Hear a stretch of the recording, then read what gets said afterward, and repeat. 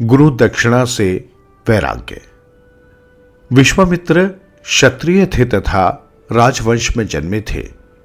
वे शीघ्र ही असंतुष्ट होकर क्रोधित हो जाते थे।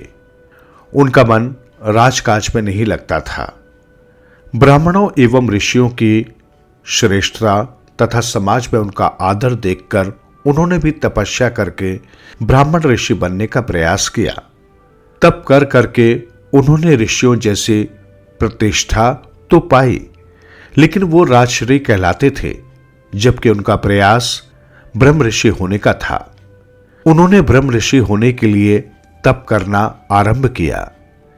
एक बार उनकी तपस्या की परीक्षा लेने के लिए धर्मराज महर्षि वशिष्ठ का रूप धारण कर आए और भोजन की इच्छा प्रकट की। विश्वामित्र ने उन्हें आदर से बैठाया तथा कहा कि आप थोड़ा विश्राम कीजिए, शीघ्र भोजन तैयार करा देते हैं। वशिष्ठ रूपधारी धर्मराज ने कहा, ठीक है, आप भोजन तैयार कराइए, मैं बाद में आता हूं। भोजन तैयार हो गया। विश्वामित्र थाल परोसकर वशिष्ठ की प्रतीक्षा करने लगे। उनका एक शिष्य गालव उनकी सेवा के लिए उनके पास खड़ा रहा। जब बहुत देर हो गई तो गालव ने कहा, गुरुदेव, वशिष्ठ जी तो न जाने कहां चले गए। आप भोजन करें, जब वे आएंगे तो पुनः भोजन तैयार कर खिला देंगे। विश्वामित्र ने कहा, यह तो अतिथि का अनादर होगा। उन्हें भोजन कराने के लिए मैं उनकी प्रतीक्षा करूंगा। अब भला गालव क्या कहते। विश्वामित्र भोजन की थाली लिए खड़े खड़े तथा कथित वशिष्ठ की प्रतीक्षा करते रहे और गालव भी उन्हीं की तरह भूखे प्यासे रहकर गुरु की सेवा करते रहे। इसी प्रकार वर्षों बीत गए। फिर कई वर्षों के बाद धर्मराज रूपी वशिष्ठ ने आकर भोजन किया तथा इतनी धैर्यपूर्वक प्रतीक्षा करने के लिए उन्हें आशीर्वाद देकर चले गए।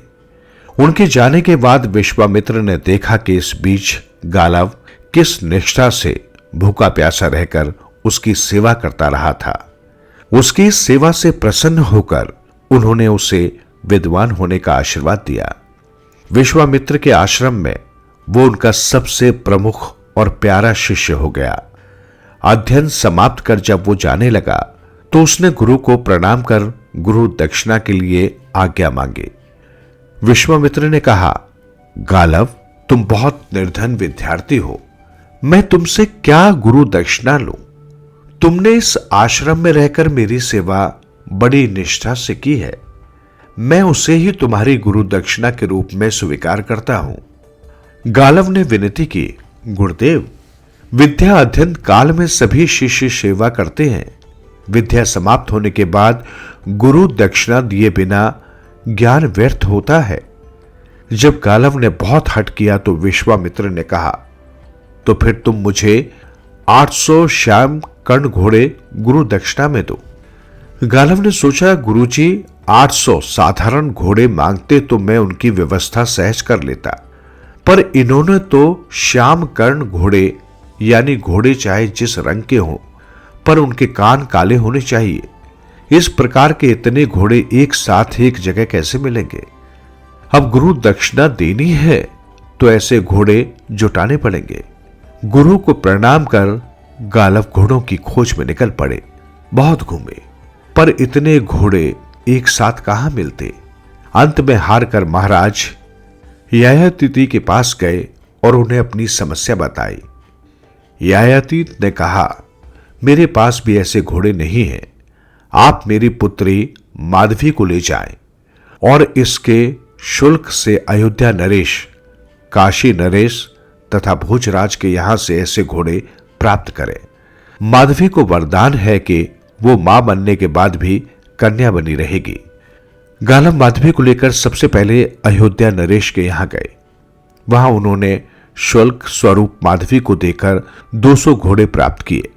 फिर काशीराज देवादोष को भी माधवी को भेंट कर शुल्क स्वरूप 200 घोड़े प्राप्त किए।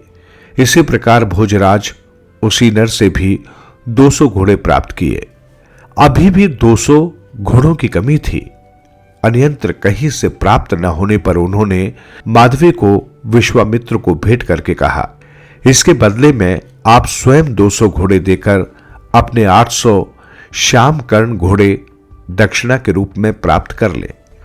गालव के इस साहस से विश्वामित्र बड़े प्रसन्न हुए। माधवी से एक पुत्र प्राप्त कर उन्होंने माधवी गालव को वापस कर दी। श्याम कर्ण घोड़े के लिए कन्या का इस प्रकार उपयोग कर गालव को बड़ी ग्लानि तथा दुख हुआ। उन्हें घर गृहस्थी से वैराग्य हो गया। माधवी ययाति को वापस देकर उन्होंने कहा, महाराज, आपकी कृपा से मैंने गुरु दक्षिणा चुकाई।